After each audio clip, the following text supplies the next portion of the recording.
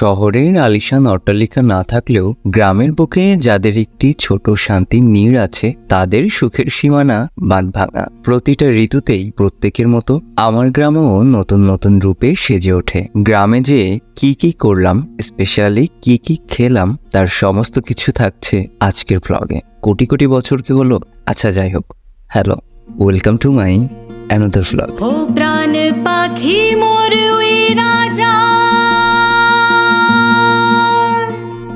খাঁচা থেকে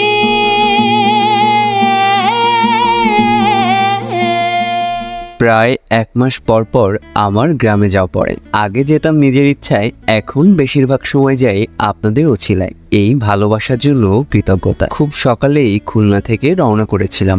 বাইরে যে তাপদাহ, তাতে একটু সকাল করে বের হওয়াই ঢের ভালো। খুলনা থেকে মোটামুটি 1.5 থেকে 2 ঘন্টার মধ্যেই আমি গ্রামে পৌঁছে যাই। যদিও রওনা করার আগে হালকা কিছু খেয়ে এসেছিলাম, তারপরও গ্রামে আসলে আমার যেন তুলনামূলক বেশি ক্ষুধা পায়। কতগুলো দিনের পরে আমার সামনে ফ্রেশ খাবার। আসলে প্রত্যেকেরই বাড়ির খাবারের আলাদা একটা স্বাদ থাকে। অনেকদিন পর বাড়িতে গেলে যখন এই স্বাদটা মুখে লাগে, এই তৃপ্তির বর্ণনা বলে বোঝানো যাবে না। ওই দিন সকালে খাবার আইটেমে ছিল উচ্ছে আর আলু ভাজা, কাঁঠালের এঁচড় দিয়ে চিংড়ি মাছ, আর কাঁকড়া দিয়ে ঝিঙে। বলা যায় নিজের বাড়িতেই আমি জামাই আদর পাই, কেননা আমি গেলে প্রতিটা বেলায় আমার পছন্দের রান্নাগুলোই হয়। এই সময়ে কাঁঠালের এঁচড়, আমডাল, আমের টক এগুলো আমার ভীষণ প্রিয়।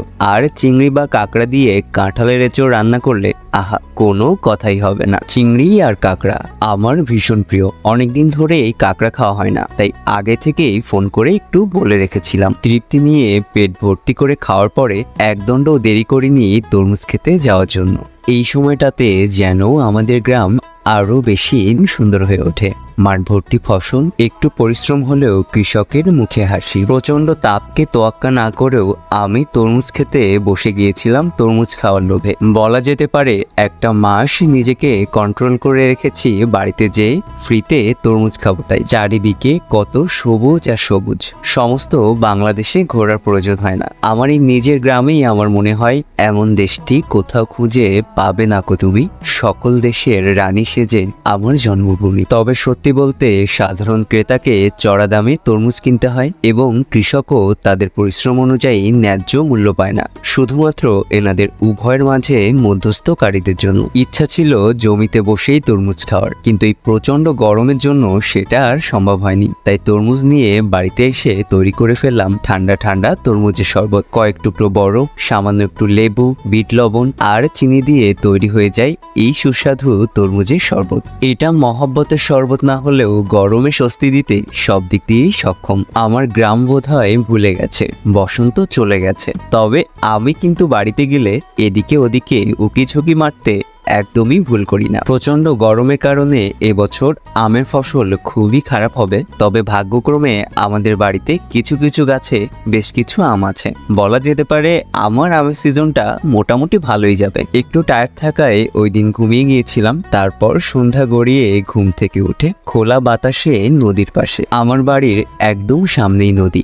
বিকাল করে এই নদীর পাশের পরিবেশটা একদম অন্য মাত্রায় চলে যায়। ছোট থেকে শত শত স্মৃতি জড়িয়ে আছে এই নদী আর নদীর পাড় ঘেঁষে। প্রথম দিন রোদে পুড়ে ভীষণ শিক্ষা হয়েছিল আমার, তাই পরদিন সকাল 6টায় চলে গিয়েছিলাম আমাদের সবজি খেতে। উদ্দেশ্য ছিল কাঁচাবাঙ্গি। কাঁচাবাঙ্গির তরকারি আমার বেশ পছন্দের। গ্রামে যেহেতু একটু সকাল করেই রান্না হয়, তাই সবাই রোজকার তরকারি উঠাতে সকাল সকালই মাঠে যায়। কাঁচাবাঙ্গির তরকারি খেতে বেশ সুস্বাদু এবং এটি শরীরকে ঠান্ডা রাখতেও সহযোগিতা করে। এবার তরমুজ বাঙ্গি ছাড়াও লাগানো হয়েছে ভেন্ডি, যেটা আমাদের অঞ্চলের ঢেঁড়স নামে পরিচিত, বরবটি, শসা, বাদাম, আর এটা হলো তিলে মুগ ডাল, যেটা ভাজা করে রান্না করতে হয়। আর এই জিনিসটা আমার একদমই খেতে ভালো লাগে না। সকাল সকাল টাটকা সবজি উঠাতে বেশ ভালোই লাগে। তবে এই চারিদিকের সবজি ক্ষেতের মাঝে যদি একটি টঙের চায়ের দোকান থাকতো তাহলে কিন্তু মন্দ হতো না। রবি শস্য বা রবি ফসল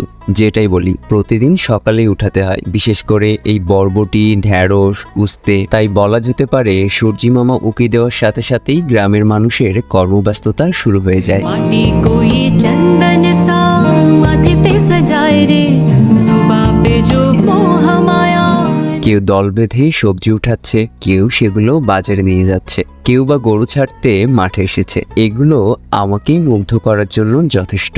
আসলে সকালের একটা আলাদা এনার্জি আছে, আর গ্রামের সকাল মানেই অন্য কিছু। ঘুম ভাঙার পরপরই আমার ক্ষুধা লেগে যায়, আর যত সময় আমি ভাত খেতে না পারি আমার মাথা ঠান্ডা হয় না। ঠান্ডা গরম মিলেমিশে গলাটা একটু বসে গেছে। তবে সুস্থতার জন্য আমি ওই মানুষগুলোকে অপেক্ষমান আর রাখলাম না যে কয়জন আমার ভ্লগ পছন্দ করে। ওই দিন সকালে রান্না হয়েছিল কাঁচা বাঙির সাথে কাঁকড়া আর পুঁইশাক দিয়ে কাঁকড়া। আমার মনে হয় যতগুলো ফেমাস কম্বিনেশনের তরকারি আছে তাদের মধ্যে পুঁইশাক আর কাঁকড়া একটি। পুঁইশাকের সাথে কাঁকড়া আর চিংড়ি ছাড়া একদমই যেন জমে না। আসলে আমি গ্রামে যাওয়ার আগে একটু প্ল্যান করেই যাই এটা খাবো, আর মোটামুটি ফেরার আগেই 90% খেয়েই আসি। যেমন খেয়েছিলাম বেলের শরবত, এর আগেও অনেকবার খেয়েছি, তবে যেহেতু আর কিছুদিন পরে গাছে বেল থাকবে না, আবার 1 বছরের অপেক্ষা, তাই এটাকেও ছাড় দেইনি। আসলে আমার কোনো কিছুর উপর লোভ হলে সেটা আমি প্রচুর খাওয়া খাই। যেমন এই ভ্লগ জুড়ে আপনারা শুধু তরমুজ আর কাঁকড়াই দেখছেন। দুপুরে রান্না হয়েছিল দেশি মুরগির মাংস, চুইঝালও ছিল, যদিও কপালক্রমে আমার প্লেটেই আসেনি। মাংসে আলু আমার পছন্দ, আর আমার জন্য মাংস রান্না হলে গোটা গোটা রসুন তো থাকবেই। আমার মতো মাংসে কে কে আলু খেতে পছন্দ করেন। আবার আরেকটা বিকাল, চলে গেলাম এই সবুজের মাঝে হারাতে। প্রকৃতির সবুজ এক অদ্ভুত শান্তি দেয়। এটা অনেকের কাছে পাগল পাগল লাগলেও আমার কাছে আমার মানসিক শান্তির কারণ। फतेह करे किले सारे भेद जाए दीवारे प्रेम कोई सेंध लागे। আর বিকালবেলা তরমুজ ক্ষেতের মাঝে বসে আড্ডা দিতে ঠিক কোন শব্দে বলা যায় আমি বুঝতে পারছি না। কখনো সময় করে এসে দেখবেন। এখানে কেউ ক্যামেরা নিয়ে বের হয় না ছবি তুলতেই, ভিডিও করতে, তাই উপভোগ করতে পারে বেশি। তাদের কাতারে দাঁড়ালে আমি বেশ অনেকটাই পিছে। যান্ত্রিকতার মাঝে অনেক চাকচিক্য আছে, সহজতা আছে, কিন্তু ওই সুখটা নেই যেটা আসলে আমাদের গুটি কয়েক মানুষের প্রয়োজন, যেটা আমাদের দিন শেষে প্রয়োজন, অথবা যেটা আমাদের দেয়ালে পিঠ থেকে গেলে প্রয়োজন। আমরা সহজে পাওয়া কোনো কিছুর মূল্য দেই না। ওই যে কবির ভাষায়, দেখা হয় নাই চক্ষু মেলিয়া, ঘর হতে শুধু 2 পা ফেলিয়া, একটি ধানের শীষের উপরে একটি শিশির বিদ্যুৎ। আমরা হারানোর পরে এই মূল্য বুঝি। এই যেমন ধরুন এই তীব্র তাপদাহে আমরা এখন সবাই প্রকৃতিপ্রেমী। এটা আমাদের জন্মগত স্বভাব নাকি স্বভাবগত স্বভাব সেটা তো জানি না, তবে একবার হারালে সেটা কি আর সেভাবে ফিরে পাওয়া যায়? পরদিন গরমের ভয়ে সন্ধ্যার পরেই খুলনাতে রওনা করেছিলাম, আর আসার পথে ফেরিঘাটে এনার সাথে দেখা। নদীর সাথে এনার কত না কথা। আমাদের প্রত্যেকেরই কথা বলার মানুষের প্রয়োজন, যে আমাদের শুনবে, যে আমাদের বুঝবে, কিন্তু সবসময় কি আর সেটা হয়ে ওঠে? আচ্ছা, আমরা পাগল হতে পারি, আমরা গাছেদের সাথে কথা বলতে পারি, আমরা পশু পাখিদের সাথে কথা বলতে পারি, আমরা ফুলেদের সাথেও কথা বলতে পারি। যদিও কোনো ফিডব্যাক মিলবে না, তবে কাউকে জোর করে হজম করানোর চেয়ে কথাগুলোকেই আকাশে উড়িয়ে দেওয়াই ভালো।